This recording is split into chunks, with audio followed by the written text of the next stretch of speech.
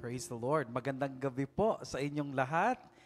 I'm Pastor Willan and I'm excited na makasama po kayo sa gabing ito para po magpuri at mag-worship sa Lord. At syempre po, tayo po ay sama-samang manalangin para sa ating church. Amen? Hallelujah. Nakakatuwa po ang ginagawa ng Lord sa ating iglesia. Dito po sa ating tema na I am not ashamed of the gospel.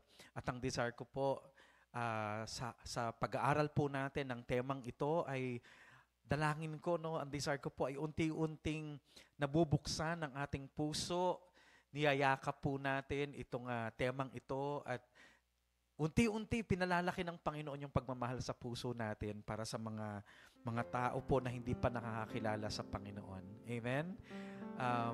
Mahirap pong gawin ito. Mahirap pong gawin ito. Real talk lang po, mahirap pong gawin na mahalin po natin yung mga tao na nasa paligid po natin, Nakita natin yung mga buhay nila, yung mga pag-uugali nila. Pero isipin niyo po na ganon din tayo dati, di ba? Nung hindi pa natin kilala ang Panginoon. Kaya siguro, napakaganda po ng topic natin nung Sunday na sa pamamagitan po ng puso ng Panginoon, ng pagmamahal ng Panginoon na ibinuhos niya sa puso natin sa pamamagitan po ng Espiritu Santo, ay maging patient din tayo, maging mahabagin din po tayo, maging compassionate din po tayo sa mga tao sa ating paligid upang yung desire ng Panginoon na maligtas po sila ay maramdaman din po natin. Amen? Praise the Lord. At ang pangako ng Panginoon sa John chapter 3, na kapag si Jesus po ay naiangat, siya po ay naitaas, ay ilalapit po niya ang mga tao sa kanyang sarili. Siyempre, ang immediate context po nun ay yung kapag si Jesus ay naiangat, katulad po nung ginamit na binalik po ni Jesus Christ doon sa sa bronze serpent, na nung inangat ni Moses yung tansong ahas doon sa ilang, na yung mga nakagat po ng mga venomous snakes, na matitigas na ulong Israelita, when they look up to the bronze snake, sila po ay nahihil. Hindi po sila namamatay, nawawalan po ng bisa yung venom po ng mga snakes, Parang ganun din po si Jesus Christ. Yung po yung sinasabi na kapag siya po ay naiangat, when He is crucified, sa krus, ay ilalapit po niya ang mga tao. So, ibig sabihin po nung paglapit na yon, ito po ay yung pag-save, pagliligtas po sa mga tao. Kaya, natapos na po ni Jesus Christ yung parte na yon na siya po ay namatay na sa krus ng Kalbaryo at tinapos na po niya ang salvation po natin. Ngayon naman po, patuloy nating itaas ang Panginoon sa pamamagitan po ng ating mga papuri. Amen? Ng ating pong mga pagsamba. Hallelujah. We want to see Jesus lifted high. Amen. Amen. We want to see Jesus lifted high, the banner that flies across this land, that all men might see the truth and know He is the way to heaven. We want to see Jesus lifted high, the banner that flies across this land, that all men might see the truth and know He is the way to heaven. We want to see Jesus. We want to see Jesus. We want to see Jesus lifted high. We want to see Jesus. We want to see Jesus. We want to see Jesus lifted high. We want to see Jesus lifted high, the banner that flies across this land, that all men might see the truth and know He is the way to heaven. We want to see Jesus. We want to see Jesus lifted high, the banner that flies across this land, that all men might see the truth and know He is the way to heaven. We want to see Jesus. We want to see Jesus. Jesus lifted high. We want to see Jesus. We wanna see. Jesus. We wanna see Jesus lifted high. Step by step we're moving forward, little by little taking ground. Every prayer a powerful weapon. Strongholds come tumbling down and down and down and down and down. We wanna see Jesus lifted high. Yes, Lord. That all men might see the truth and know He is the way to heaven. We want to see Jesus lifted up. The banner that flies across this land, that all men might see the truth and know He is the way to heaven. We want to see Jesus. We want to see Jesus lifted high. We want to see Jesus. We want to see Jesus. We want to see Jesus lifted high. Step by step we're moving forward, little by little taking ground. Every prayer a powerful weapon. Strongholds come tumbling down and down and down and down and down. We want to see Jesus lifted high, the banner that flies across this land, that all men might see the truth and know He is the way to heaven. We want to see Jesus. We want to see Jesus. We want to see Jesus lifted. We want to see. We want to see Jesus. We want to see Jesus. We want to see Jesus lifted high. We want to see Jesus. We want to see Jesus. We want to see Jesus lifted high. We want to see Jesus. We want to see Jesus. We want to see Jesus lifted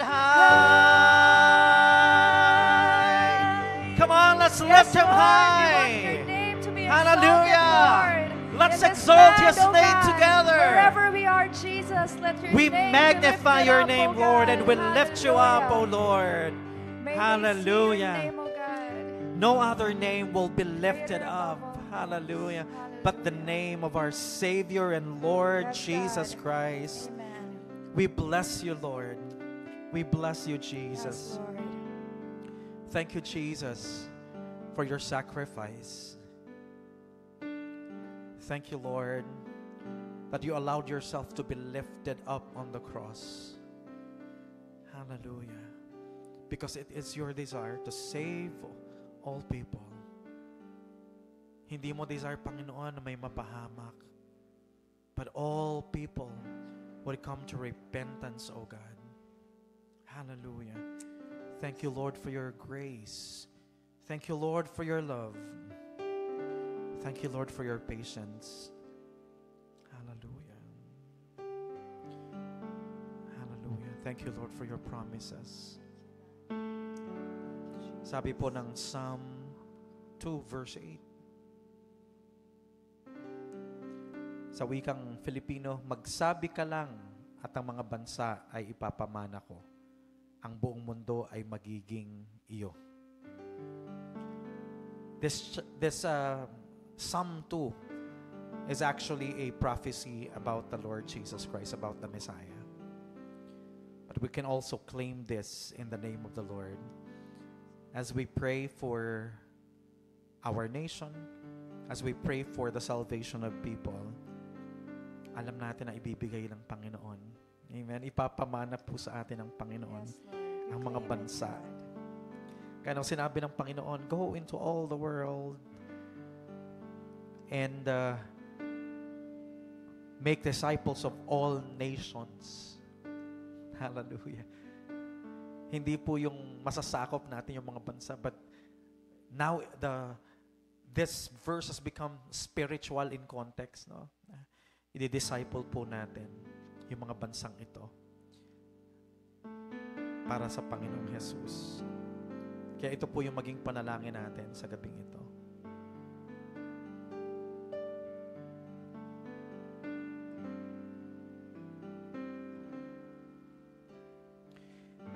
Ask of me, and I will give the nations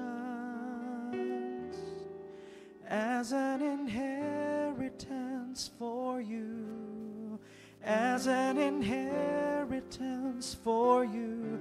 My children, ask of me, and I will give the nations as an inheritance for you. Ask of me. Ask of me, and I will give the nations as an inheritance for you, as an inheritance for you. My children, ask of me, and I will give the nations as an inheritance for you. Ask of me. Come on, let's join our voices. Ask of me, and I will give the nations as an inheritance for you, as an inheritance for you. My children, ask of me, and I will give the nations as an inheritance for you. Ask of me. Pagkatapos po nating hingin sa Panginoon, alam natin na ibibigay ng Lord sa atin dahil ito ay pangako niya. Yes, Lord. Pero ilan po sa atin ang hahayo? How many of us will be willing to be sent by the Lord? How many of us are willing to be used by the Lord to reach for these people? Amen? Para po gamitin ng Panginoon na abutin ng mga taong ito. To be used by the Lord to share His gospel to these people, to these nations. As we worship the Lord tonight, katulad po ng lesson natin previously, our worship encounter with God, our encounter with the presence of the Lord should lead us to hear the voice of the Lord and be able to say, here am I, send me to the nations as an ambassador for you, as an ambassador for you. My Father, here am I, send me to the nations as an ambassador for you. Here am I. Lift it up, church. Here am I. Send me to the nations as an ambassador for you, as an ambassador for you. My Father, here am I. Send me to the nations as an ambassador for you. Here am I. If you want to be used by the Lord, respond to Him. Here am I. Send me to the nations as an ambassador for you, as an ambassador for you. My Father, here am I. Send me to the nations as an ambassador for you. Here am I, as an ambassador for you. Here am I, as an ambassador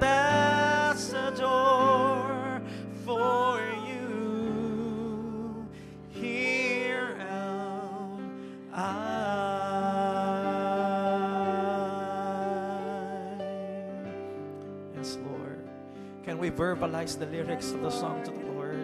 Here we Sige are, po, O sabihin God. po Here natin am sa I, Lord, Lord, narito po ako. Answering your call, O Hallelujah. God. Gamitin Go mo po ako, forth Panginoon, for your and glory. send your word Use to the me, Lord, nations, to O preach God. the Use us, gospel. Lord. Fill us with Hallelujah. your spirit, Use O me, God. Lord, hallelujah, With to the power of proclaim your Holy word. Spirit, Panginoon. Use me, Lord, to reach for those people who May you have empower not us, come O to know you, God. Lord. Yes, Lord. Enable Hallelujah. us, Lord. Hallelujah, Thank you, Jesus. Thank you, Lord. Lord, we can do it through the power of your Spirit. Yes, God. Amen. Magagawa po namin, Panginoon, dahil sumasa amin ka. Hallelujah. As we go, Lord, your promise is that you will be with us even unto the end of this age. Sasamahan mo kami, Thank you, Panginoon. Lord. And we will do it intentionally, Lord. Because naintindihan namin, Panginoon, kung paano mahalin, paano patawarin, paano kaawaan, paano tanggapin. Naranasan namin, Panginoon, ang pagmamahal mo. Kaya, Lord, sa pagpapasalamat namin sa salvation namin, Lord, Lord, yun po yung aming tugon. Here I am, Lord, send me as an ambassador for you. Here am I, Lord, send me to proclaim the gospel. Here am I, send me. As we thank you, Lord, for the salvation that you have given us, for your sacrifice. Hallelujah. Thank you, Lord, for saving my soul. Thank you, Lord, for making me whole. Thank you, Lord, for giving to me thy great salvation, so rich and free. Come on, church, let's thank the Lord.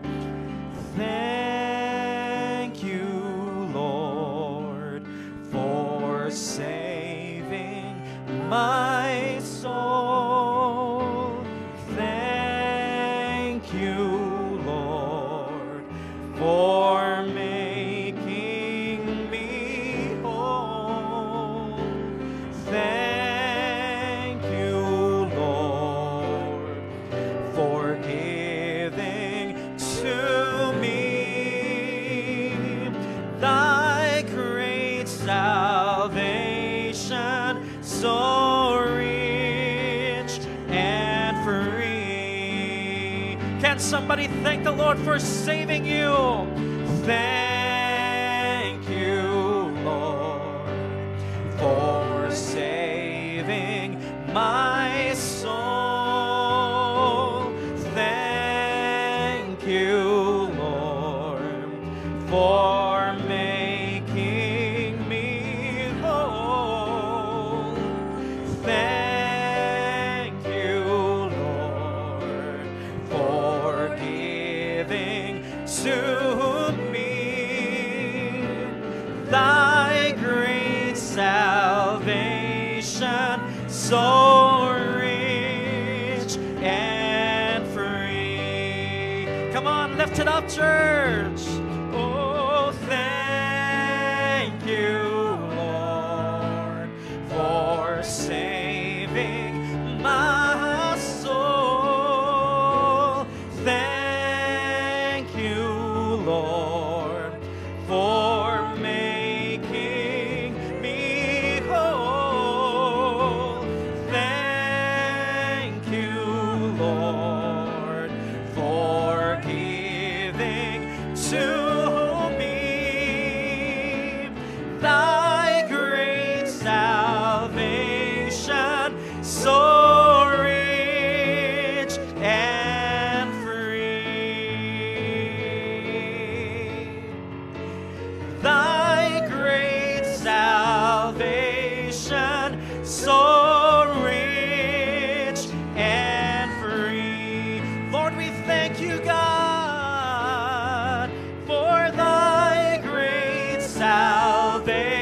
salvation so rich and free.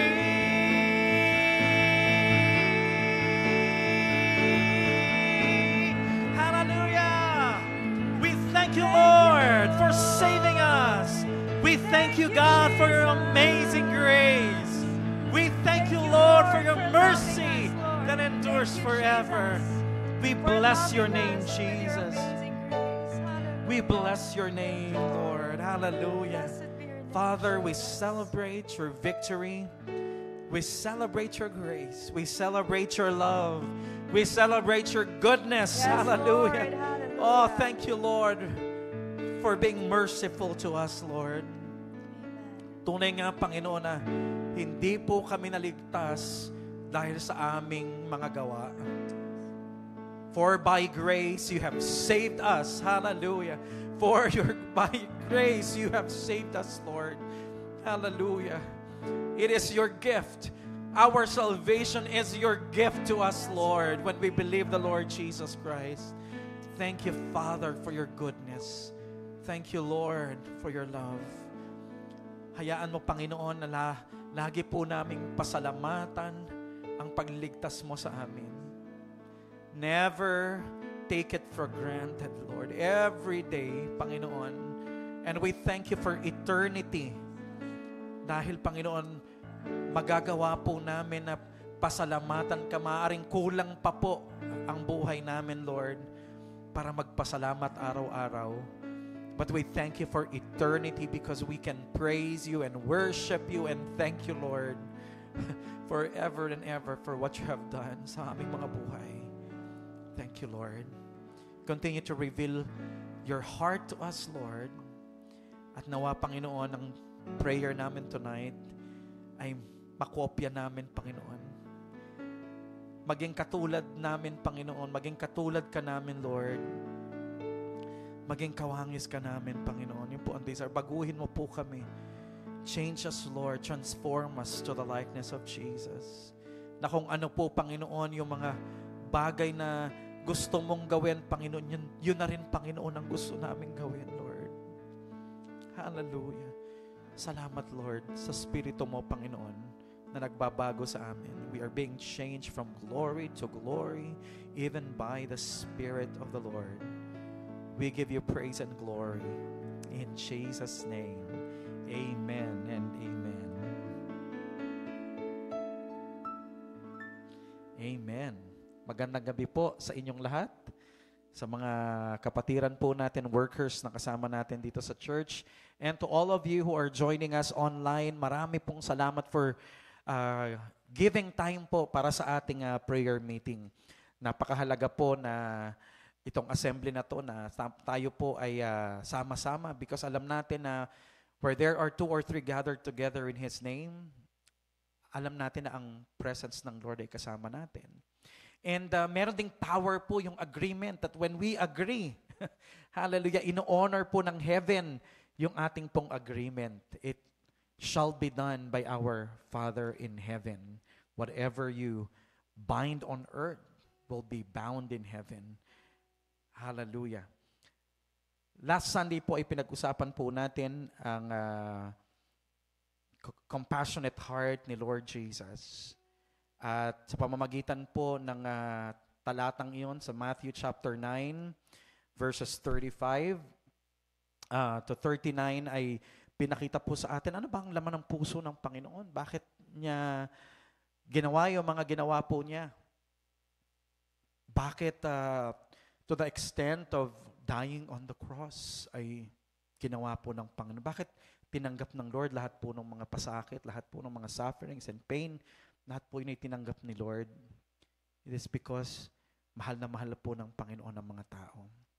Sabi nga po natin, ang compassion, sa mababaw po na definition ay ito po ay yung pag-ibig na kumikilos.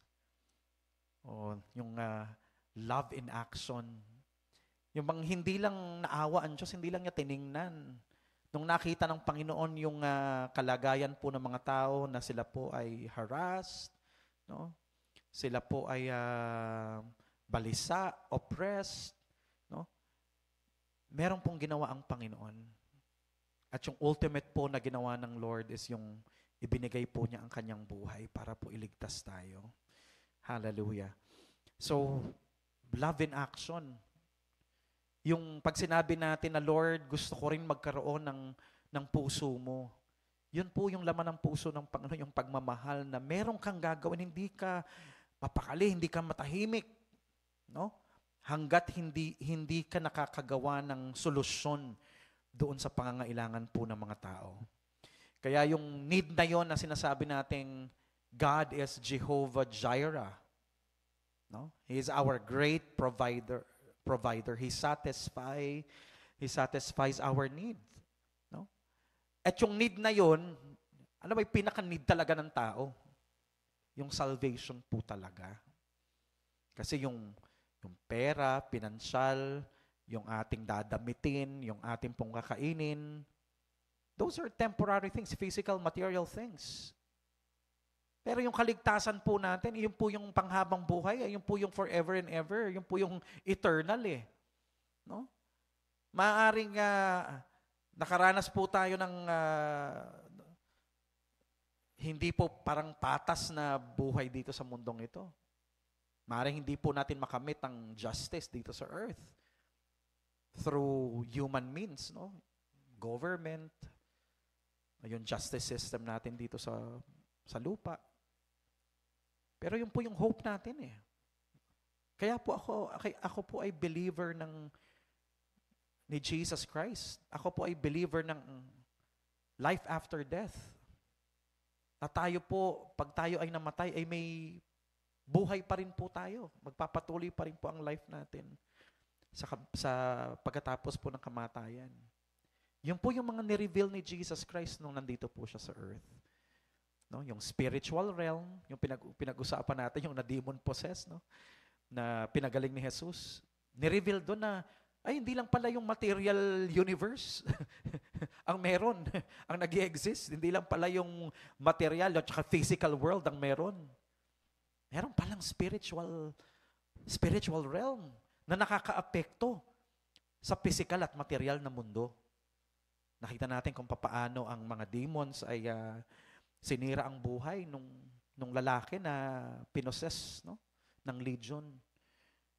Kaya yun nakikita nating mga chaos, kaguluhan, o kaya yung mga nangyayari sa mga tao ngayon. Imagine mo yung mga kabataan, yung mga nangyayaring krimen na parang napaka-pete lang ng reason, pero bakit ganun? Bakit papatay ka ng tao? Katulad po niyan, kailangan talaga yung, mas lalo natin nakikita yung need na mag-minister tayo sa mga schools. Bakit? Imagine nyo, teacher, binaril. Principal, binaril. Mga estudyante, nagpapatayan. Imagine mo nyo po yan. Tanungin ko nga po kayo, magagawa ba yan ng taong nasa katinuan ng pag-iisip? Magagawa ba yan? May mga suicidal tendencies na yan, yung mga nag-i-inflict ng harm sa kanilang sarili, yan ba ay ano? Magagawa ba yan ng mga taong nasa tamang pag-iisip? Alam mo dahil tayo po yung nag-share sa police, no? Tayong nag-host ng service sa police. Medyo may idinagdag po ako doon sa preaching ko. Kasi ang ginamit ko rin na preaching, yun nga po yung sa Mark chapter 5. Yung pinagaling ni Jesus ang demon-possessed. Ang demonyo po, napakatindi ho ng ng paninira ng buhay na ginagawa niya. Wala hong kabutihang na idudulot sa mga demonyo na yan.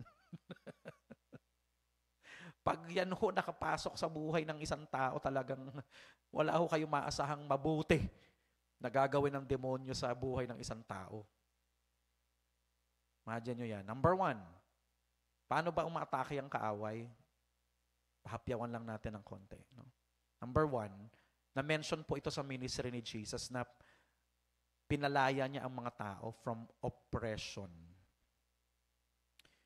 Yung oppression na sinasabi na yun, hindi ho yung literal na physical oppression. Kasi alam natin during the time, nasa Roman Empire sila. Example po, si John the Baptist. Right? Di ba nakulong siya for preaching repentance. Tsaka kino-call out niya kasi si Hero, yung king, dahil nga inasawa yung wife nung kanyang kapatid. So, kino-call out ni John the Baptist. O di ano nangyari? Nag-end up siya sa kulungan. Eventually, napugutan siya ng ulo. Pero alam ni Jesus yun, ha? Alam ni Jesus na naaresto si John. Pero, wala namang ginawa si Jesus Christ para palayain yung pinsan niya, yung relative niya. So, hindi po yung physical na pagpapalaya, kundi yung oppression na minimension doon ni Jesus Christ, pinalayas niya yung masasamang espiritu na nagkokos po ng oppression. Ngayon, ano yung oppression na yan? That's the attack of the enemy sa mind ng mga tao. Yan po ang ginagawa ng kaaway. Bibigyan ng mga problema ang mga tao na yung isip ng tao gulong-gulo na. Bigat na. Tulirong-tuliro na yung mga tao. So kapag kayo po ay isip sa mga problema at hindi nyo na alam kung anong gagawin nyo, nawawala na po sa katinuan yung mga tao. Kaya ano nangyayari? Nakakagawa na po sila ng masama. Totoo po yan yung may mga voices ang nag-i-inject ang kaaway ng mga voices sa head ng mga tao, mga negative thoughts, worry, fear. Gawain ng kaaway yan para yung mga tao matuliro, magkaroon ng anxiety, ganyan po ang kaaway. So yan, attack of the enemy sa mind oppression. Second, obsession. Ang obsession ay deception yan ng kaaway. Diba? May mga tao, yung term pa nila, yung parang in love na sila, na in love ng todo eh. Ay di ba, may tinatawag sa crime of passion. Ano yung crime of passion? Yung humaling yung isang tao dun sa babae o lalaki na gusto nila, na dahil sa parang may nangyaring may third party or whatever, napatay ho nila. Ikaw ba naman, kung totoong pagmamahal yung nararamdaman mo sa tao, makakagawa ka ba ng krimen? Ganun? Papatay ka? Oh. Ang tawag ho ng mga dyan sa criminology, crime of passion. Hindi lang ho yan in terms of pag-ibig, no? Pati po, halimbawa, masyado kang na-focus, masyado kang na-entice po sa money, sa work mo, sa career mo, sa fame. Ano pong nangyayari dyan? Pag na-obsess ka po sa isang bagay o tao, kahit na ano kong sabihing magandang bagay sa'yo, wala na, clouded na yung isip mo. Hindi ka na tumatanggap ng payong may matinong payo. Ganyan po ang mga taong obsessed. Hindi mo na ma-convince. Kaya at the end, ang nangyayari po, sisira po ang buhay nila. Attack of the enemy sa puso ng tao. Attacking the heart. Okay? And then yung pinakagrabe, ito na yung pangatlo. Possession. Ia-assume na, iti-take over na ng demonyo yung katawan ng tao. Yan. Kasi spirit sila eh. Disembodied spirits. Yan ang description ng Bible dyan sa mga evil spirits na yan. No? At alam natin na yung mga demonyo na yan ay maraming tawag sa kanila, unclean spirits. At alam natin na may iba't iba silang ranggo na minention po doon sa Ephesians chapter 6. May mga principalities and powers and rulers, wickedness in the high places. So, nakita natin yung mga nirebuke ni Jesus Christ, unclean spirits, demons, mga evil spirits. Ngayon, katulad po nung na-possess na yun na tao, nawala na yung personality ng tao. Bakit? Tinake over na eh. Kinontrol na ng demonyo yung katawan ng tao. Ang nagsasalita na yung demonyo. Kaya ano pong nangyari? Ina-isolate ng demonyo. Iba't iba pong manifestation. Kung ang Holy Spirit nagmamanifest, ganon din ang demonyo kapag na-take over na po yung isang tao. Naku, makikita nyo na po yung personality ng demon na nagmamanifest doon sa tao. Okay? Nagbabago na po yung personality. Ako po, sabi ko nga, naikwento ko doon sa mga pulis yung mga experiences ko. Dealing with demons, demon possession. Kaya po, sino ho ang mahahabag dito sa mga tao na to? Sino ho gagamitin ng Panginoon para sila po ay makalaya? Diba? Kung si Jesus Christ po, ito po yung ginawa niyang ministry. He went about the villages and cities, preaching and teaching and healing people. Mga kapatid, sabi natin nung Sunday, kung nandito kaya ang Panginoong Hesukristo, ano kaya ang gagawin niya? Alam niyo po, naniniwala po ako, same pa rin. Same lang ang gagawin ng Panginoon. Yun pa rin. To preach the gospel of the kingdom. To teach people about the truth. And to heal people. Set free people.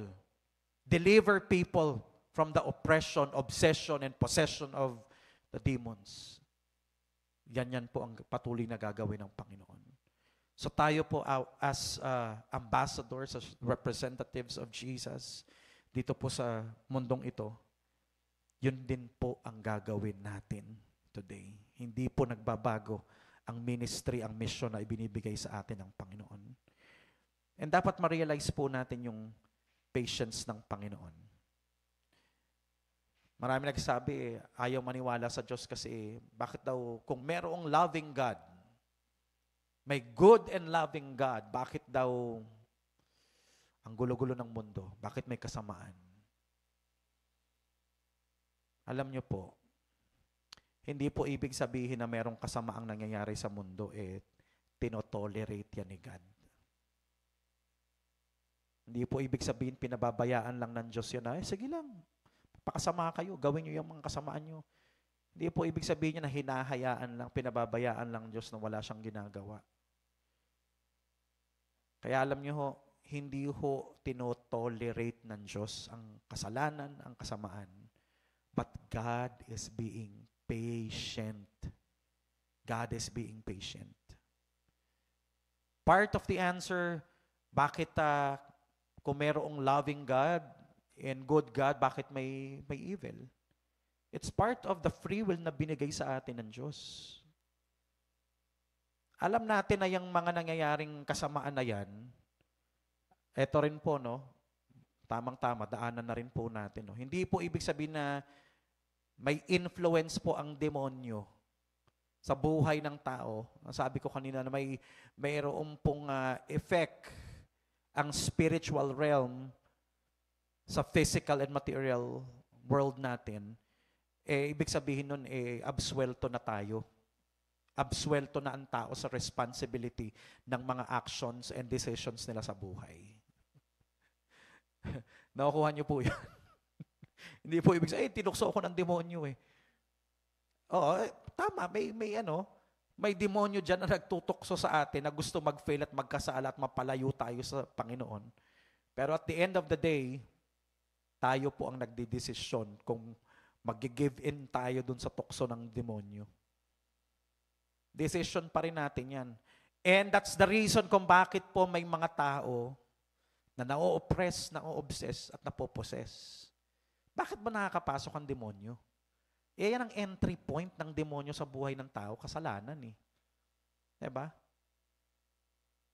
Yan ang pinapasukan ng kaaway. Yan yung landing area ng kaaway. Tutuksohin ng demonyo ang mga tao. Kaya tingnan nyo balikan natin ng konti yung kwento ng Mark chapter 5. Sabi ng mga demonyo kay Jesus, huwag mo kaming paalisin dito sa country. Huwag mo kaming paalisin dito sa city. Bakit kaya? Bakit kaya hinihiling nila na huwag silang paalisin dun sa city na yon? Bakit? Alam nyo kung bakit? Doon sila kumakain eh. Marami silang pagkain doon eh. Narinig nyo na ba yung yung term na don't feed your demons? Yun po yun eh. Marami silang pagkain doon sa city na yun eh. Because every sin po, yan, katulad yan, nasa city tayo, tingnan nyo po yung paligid natin. Andyan po yung mga beer house, andyan yung mga clubs, andyan yung mga pasugalan, andyan yung mga kalayawan ng mga tao, andyan lahat ng mga tukso sa paligid. And behind that are the principalities and rulers. Meron yan. Basahin niyo yung Old Testament. 'Di ba? Merong mga anghel na naka-assign sa mga bansa. Nabasa niyo ba yun? Sa Ezekiel? Sa Isaiah?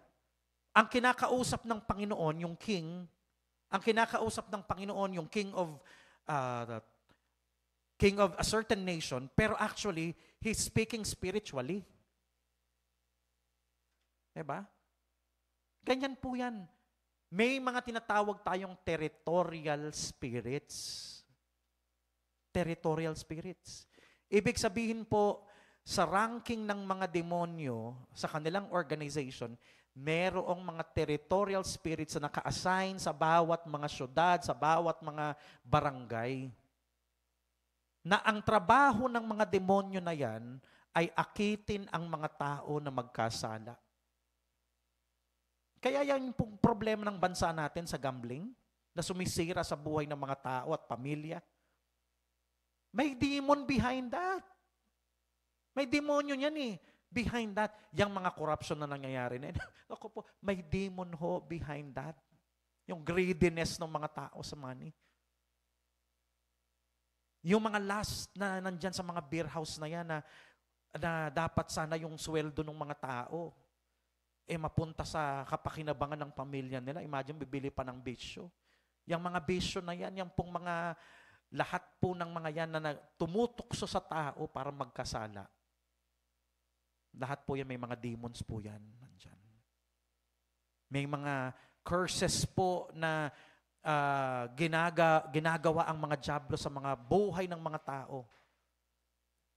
Ganyan po ang ginagawa ng mga demonyo. They are feeding sa mga kasalanan po ng mga tao. Busog na busog ang mga demonyo dahil po sa kasalanan ng mga tao doon sa city.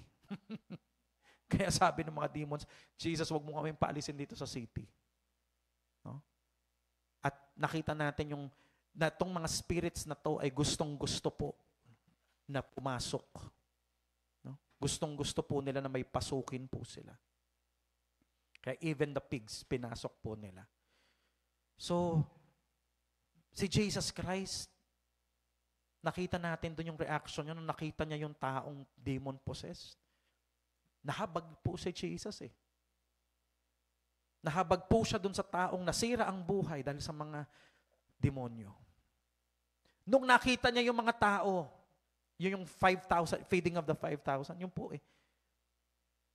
Naging compassionate din si Jesus. Sa lahat ng lugar na puntahan ni Jesus at nakakita po siya ng mga tao, lagi po niyang nararamdaman yung pagmamahal, yung compassion sa mga tao.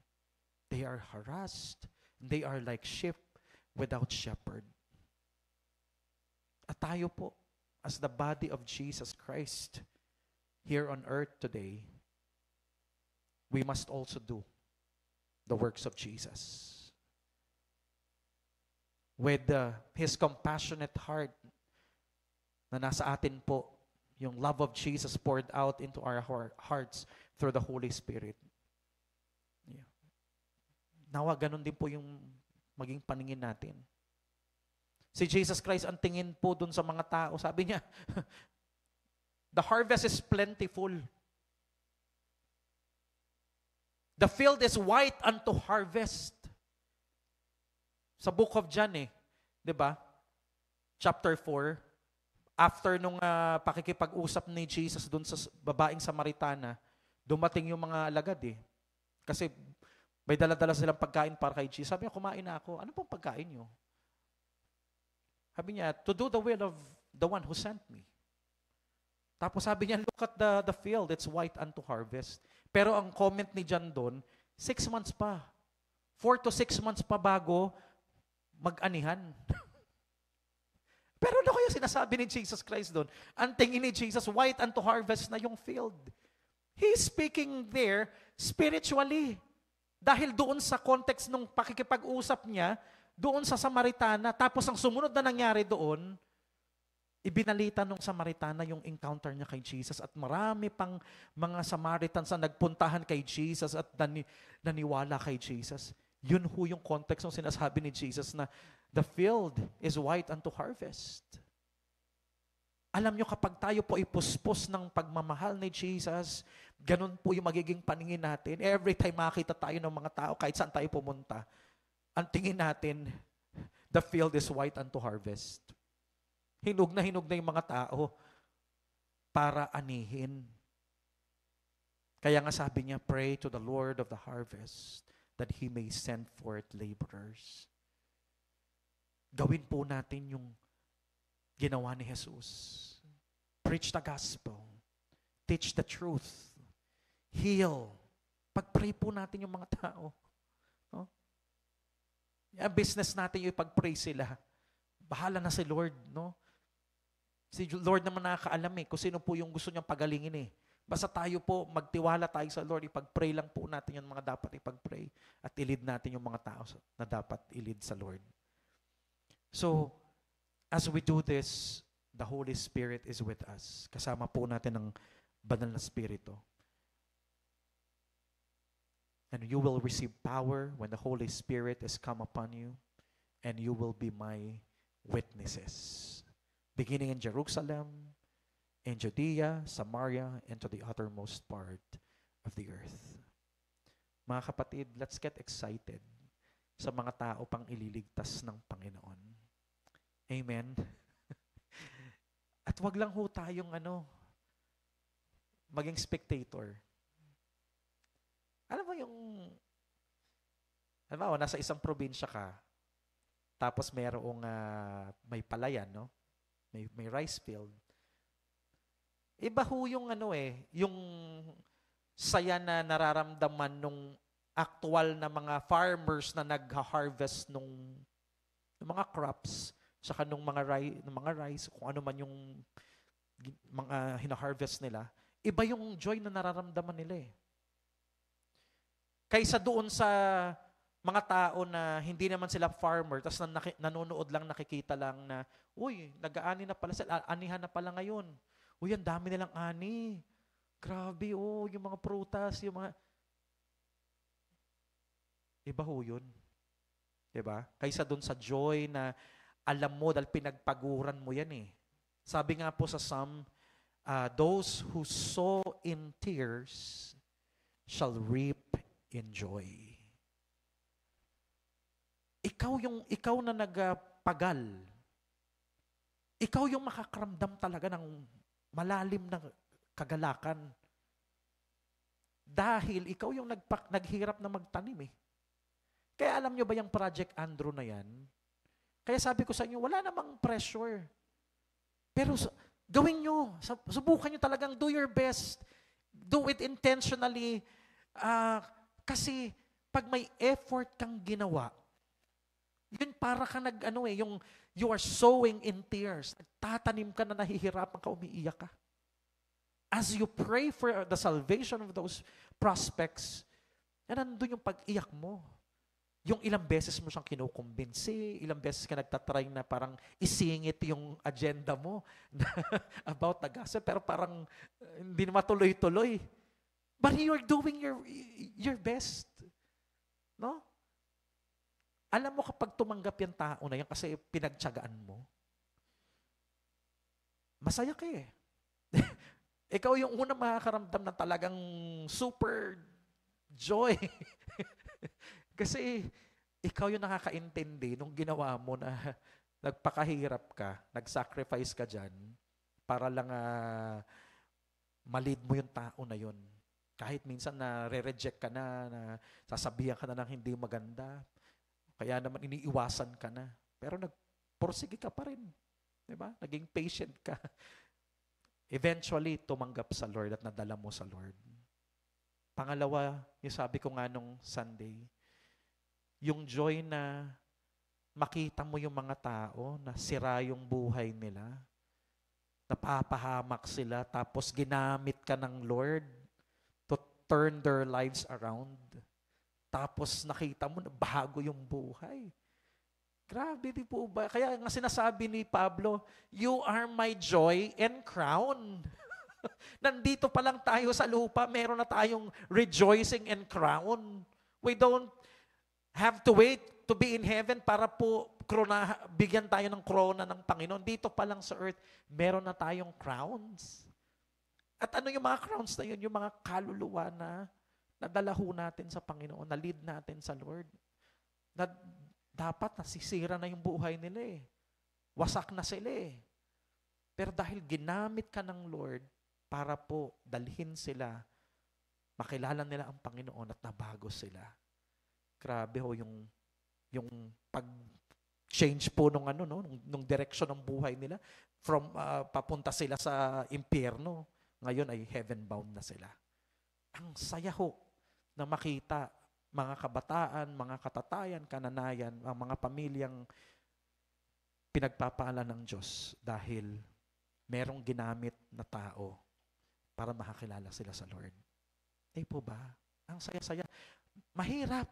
Totoo po, mahirap yan. Katulad ng testimony na, yung tinitestify ko nung Sunday, yung kwento ng church planting natin doon sa Legarda. Mahirap. Maraming sacrifices, maraming pag-iyak, maraming hirap. Pero hindi matutumbasan. Parang hindi mo na maalala yung hirap kapag nakita mo. Sabihin mo na lang, worth it, Lord. Worth it. Worth it po. Dahil nakita mo yung mga buhay ng mga tao ay nabago at na-bless. Amen. So, yun po yung siguro encouragement ko po sa inyo. Mag-ipon po tayo ng maraming krona dito sa earth. Sure naman yung may crown tayo sa heaven, pero dito pa lang, no? May mga crowns, yung mga kaluluwa po na madadala natin.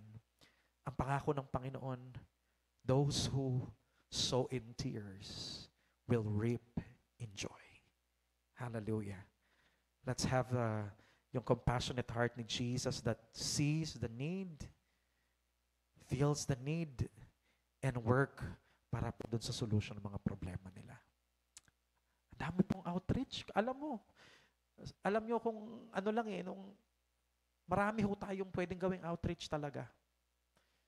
Kung bubuksan lang natin yung puso ng Panginoon na titingnan natin yung paligid, doon, hindi ho tayo mauubusan ng maaaring gawin dito sa ating city para ho ilapit ang mga tao sa Panginoon. Yung mga feeding program, yung ano man yung ginagawa natin, katulad bukas po, meron tayong family development session sa mga 4Ps. Yun ay ano lang ho yun. Parang pang-hook lang natin sa kanila yun eh. Pangkuha lang natin ang attention nila eh. Pero ang totoong outreach doon, kaya natin ginagawa yung mga engagement na yon is to open an opportunity for us to share the gospel to them. Kaya ako hindi ko pinababayaan na magkakaroon ako ng pakikipagtagpo doon sa mga tao na hindi ko napalalagpasin ko yung pagkakataon na yun na hindi ako nakapag-share ng gospel. Hindi ko sasayangin. Gumastos ka na lang, nag-effort ka na lang. E di gawin mo na po, i-share mo na yung gospel. Kasi hindi mo alam na sa oras na yon, no, ay merong pong bubuksang puso ang Panginoon. Hindi rin natin alam kung hanggang kailan ang buhay ng mga tao na yon. So let's redeem the time. Sabi po ni Paul, redeem the time for the days are evil. So isama po natin yan sa ating panalangin tonight. Sama po natin yung ating church sa ating panalangin, yung ating mga departments, kalalakihan, kababaihan, mga kabataan, yung ating mga children, worship leading team, ushering, media, tech, tambourine, yung basketball fellowship natin, na raise pa ang Panginoon ng mga bago at karagdagang mga leaders sa ating church. May mga umalis, katulad po ni Sister Karen, yung ating president po ng ating mga kababaihan. No, nalagasan tayo ng isang leader dahil pinromote ng Lord sa UK. So, hindi tayo malulungkot dahil may ipapalit ang Panginoon, may i-raise up uli ang Lord na panibagong leader. And then, yung August to December na mga activities ng mga departments na ito, pag-pray po natin. Bible study natin, yung mga tribes, sa mga youth, sa kids Sunday school, adult Sunday school. Tapos yung mga guest po, grabe ho, nung Sunday, 7. 7 ho na mga guest ang pinadala ng Panginoon sa church. Hindi ho tayo nasizero every Sunday sa mga mga bisita po natin. So, pag-pray natin na sila po ay dumalo palagi at maging bahagi na po ng ating church family. And then discipleship, magkakaroon po tayo ng discipleship vision casting with Reverend Chris Canlas. Siya po ay district supervisor po ng Central Luzon. No? So, September 6 po ito mangyayari. 1 p.m. onwards. So, yung sistema natin, discipleship system, tapos ano po yung material na gagamitin, yung the Foursquare Journey. I-discuss po sa atin yan. So, pilot ho. Tayo ho ang magpa-pilot. And then evangelism of San Juan City, yung 7 pillars of society, pag-pray natin yan. Tapos yung 82 prospects natin, purihin ng Panginoon para sa ating Project Andrew. Na yung pong 82 na yan, malaki po yung turn-in, no? Yung percentage na yan po ay madala natin sa Panginoon itong mga tao na to. So keep on praying, and then keep on sharing, tapos i-lead natin sa Lord and invite them to church. Pag-pray natin ng Barangay St. Joseph na magkaroon po tayo ng maraming outreach ministry dito sa barangay. And then yung values education natin sa mga schools. And then yung ating pong DSWD 4Ps ministry. So bukas po, kung sino po yung available, samahan niyo po ako para po mag-facilitate. And then pag-pray po natin yung may sakit. Healing for the sick. And then lastly, pag-pray po natin yung pagpapala ng Panginoon sa lahat ng mga tumutulong sa ating church. Sa lahat po ng mga nagbe-bless sa church natin. No? Kayo po mismo, na mga nagbibigay ng tithes and offerings nyo, ipagpalain po kayo ng Panginoon. Yung mga ministry partners natin, like yung mga nagsusupply ng mga material sa atin, part po yan ng mga ipag-pray natin na i-bless ng Lord. So, as we pray together and agree, as we allow the Holy Spirit to lead us, pagpalain po tayo ng Panginoon. Amen? Sige po, tayo po ay manalangin.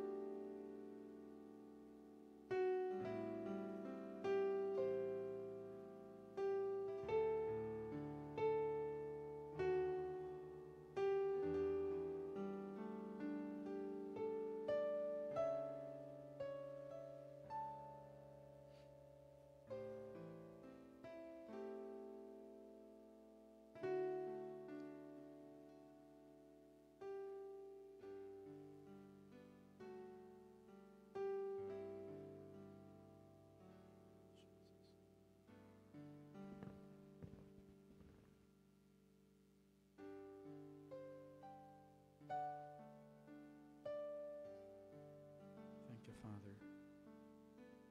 Thank you, Jesus. People need the Lord.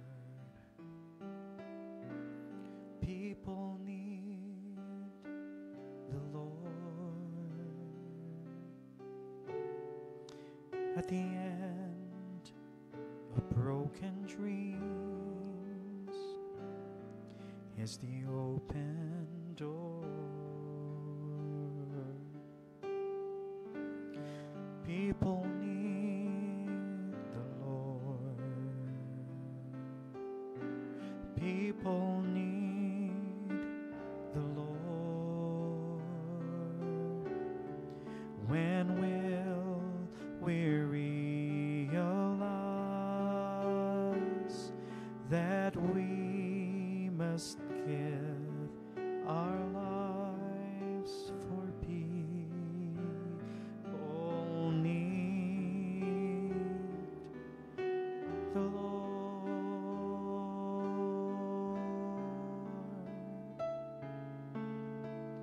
People need the Lord.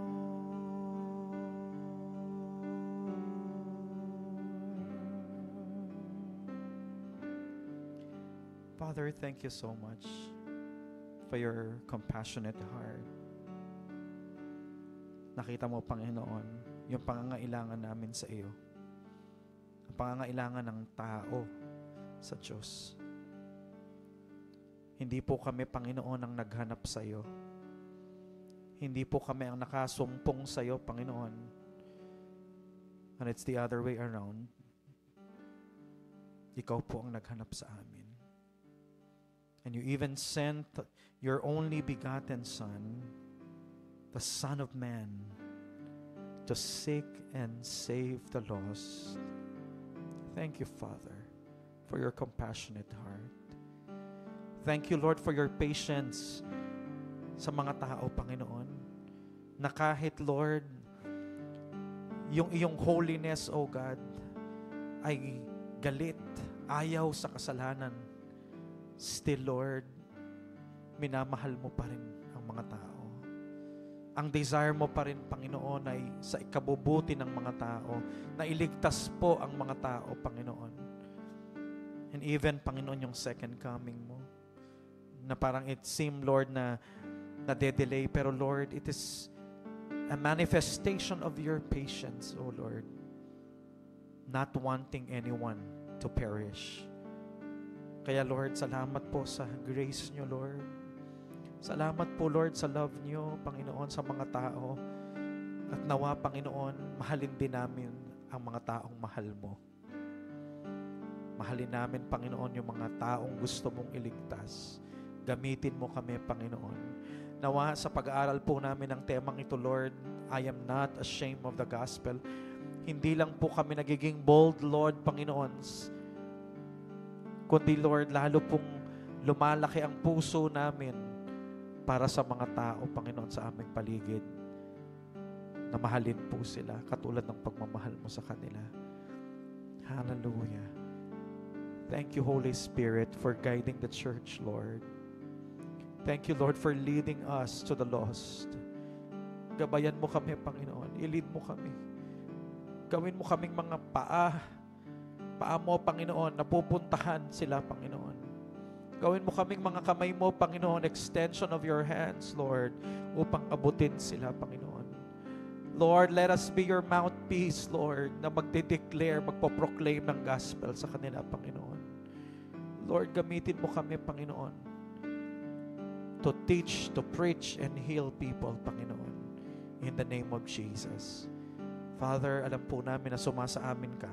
Alam po namin, Panginoong Jesus, na sumasa amin ka. We know, Holy Spirit, that you are with us. And we have the victory.